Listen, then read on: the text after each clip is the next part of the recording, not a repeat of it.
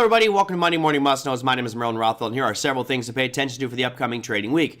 Now, last week, the markets were kind of shocked a little bit with the earnings announcements. Goldman Sachs posting really bad earnings, and that comes on the heels of so many financial firms reporting great earnings. So we had this kind of mixed outlook last week. This week, it gets a little bit clearer because we start to see a lot more sectors reporting earnings. So let's start there with our earnings calendar. We have 522 companies reporting this week. Start things off on Monday with some names you might recognize: Synchrony Financial, Logitech, and Baker Hughes. Tuesday brings some bigger names: Microsoft, GE, Verizon, Johnson & Johnson, Lockheed Martin, Intuitive Surgical, and Union Pacific. So quite a huge spread of different companies, industries, and sectors there, but it gets even better on Wednesday. The big name, the most volatile one of the week, going to be, thank you, Elon Musk. We've got Tesla reporting earnings, AT&T, Boeing, IBM, Lam Research, Abbott Labs, and Freeport-McMoRan for you mineral and natural resource fanatics.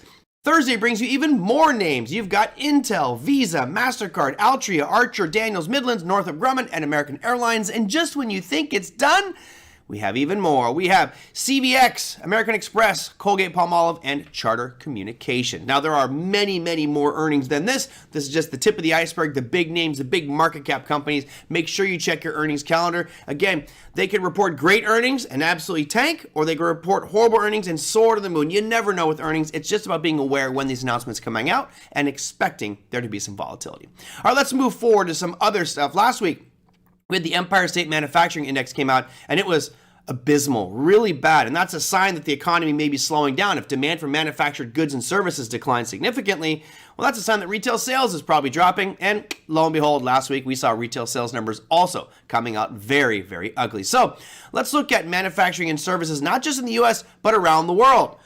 We'll start things off with France, which at 3:15 a.m. Eastern Standard Time comes out with their manufacturing and services numbers.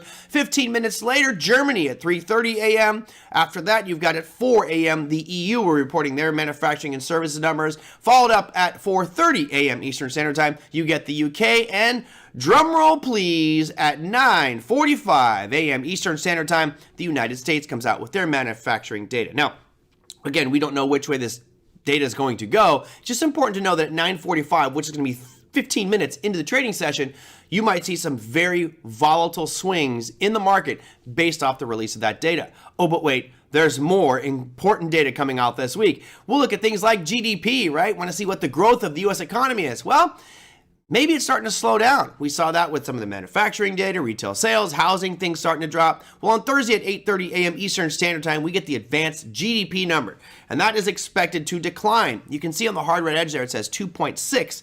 The expectation is it's going to drop to 2.5. Now, why is this important?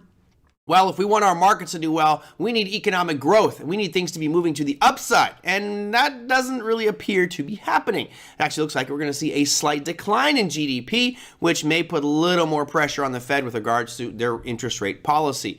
Again, don't know which way it's going to go, but at 8:30 a.m. Eastern Standard Time, 1 hour before the market opens, there'll be a lot of volatility and maybe even set the direction for that day of trading. Now, the final piece, we've talked again so much about inflation. The CPI number came out way better than expected. The PPI number is like, not only are we not showing inflation month over month, it's actually declining. Whoa, wait a minute. Does this mean the Fed's going to pivot? Well, let's look at what the core PCE price index is expected to say. Remember, the Fed has said that this is the one that they're paying the most attention to. Core PCE price index. That's coming out Friday at 8:30 a.m. Eastern Standard Time. As you can see on the hard red edge there, it says 0.2%. Well, right now the expectations are that we're going to increase on core PCE price index, which is a bit of a head scratcher when you think about it. Why? Well, if CPI numbers have been much lower than expected and PPI numbers are much lower than expected, then why is core PCE price index expected to increase? My expectation, at least from the way I'm looking at it, is at that moment, at Friday at 8:30 a.m. Eastern Standard Time, we'll probably come out in line at 0.2% or maybe even lower than that, because that seems to be the pattern with these other inflationary indicators. Again, don't know which way it's going to go, but we've got four major things with 522 companies reporting earnings. You've got inflation data, you got GDP number, and manufacturing and sales for a large part of the world, which will create a lot of great, fun trading activity this week. Be careful out there, my friends. We'll see you next week on the Morning Must Knows. Take care.